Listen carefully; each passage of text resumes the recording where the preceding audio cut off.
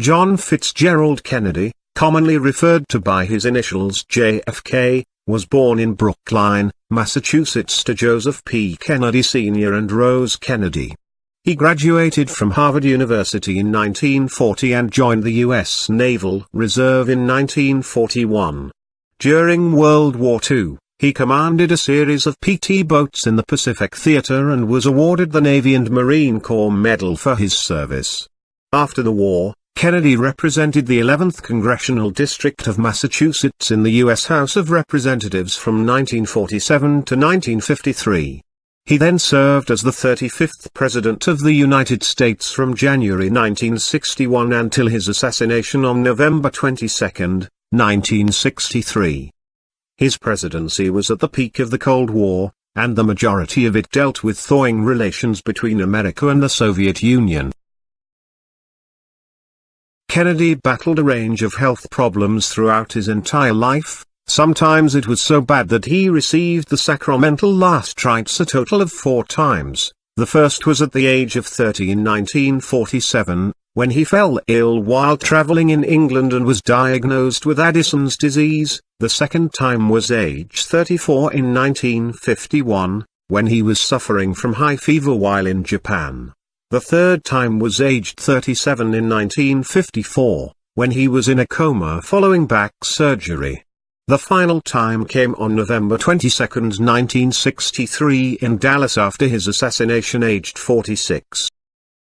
These problems became a big issue when he attempted to enlist in the military in the lead-up to America's entry into World War II. Kennedy could not pass a proper physical examination due to his assorted medical conditions. Instead, Kennedy used the influence of his father, Joseph P. Kennedy Sr. to become an officer in the Navy. John's father persuaded his friends in the military to accept a certificate of good health, albeit a false one, from a family doctor. In 2002, a deep-sea explorer named Robert Ballard discovered the wreck of Kennedy's PT-109 boat 1,200 feet below the water's surface during a National Geographic expedition. Ballard said, "I'm very pleased because it was a real needle in a haystack, probably the toughest needle I've ever had to find."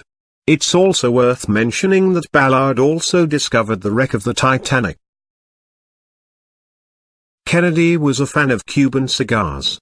In February 1962, he asked Press Secretary Pierre Salinger to get him a large supply of Cuban cigars. And quickly. When Salinger asked how many he needed, Kennedy told him, "About 1,000.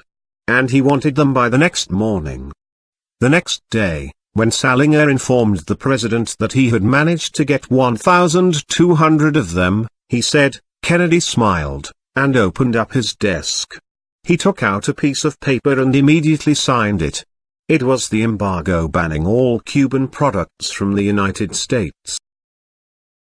While Caroline and John F. Kennedy Jr. became celebrities in their own right, John and Jackie Kennedy actually had 4 children. In 1956, Jackie gave birth to a stillborn daughter they had planned to name Arabella. On August 7, 1963, she gave birth to Patrick Bouvier Kennedy more than 5 weeks before the due date. He died just 2 days later. In late 1963, the bodies of both children were moved to Arlington National Cemetery to be buried with their father. Kennedy's choice of running mate was a last-minute one. At around 11 a.m. on the day a nominee was to be presented, Kennedy visited Johnson in his hotel suite and offered him the job, according to PBS.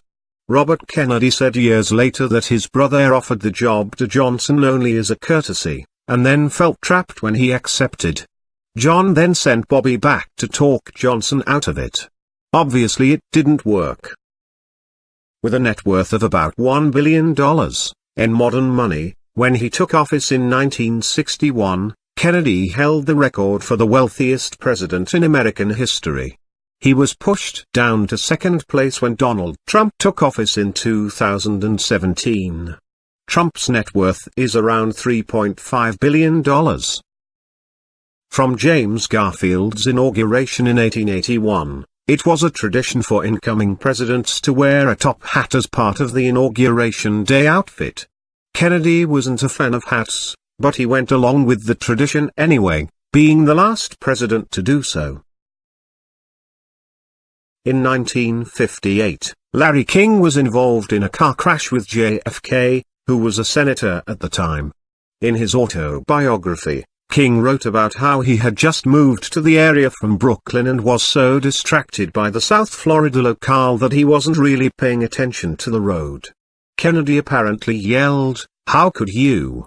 Early Sunday morning, no traffic, not a cloud in the sky, I'm parked, how could you run into me?" King wrote.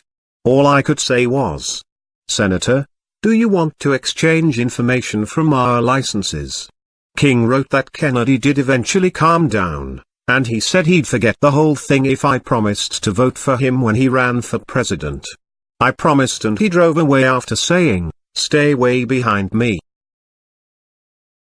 In 1957, Kennedy was awarded a Pulitzer Prize for his book, Profiles in Courage.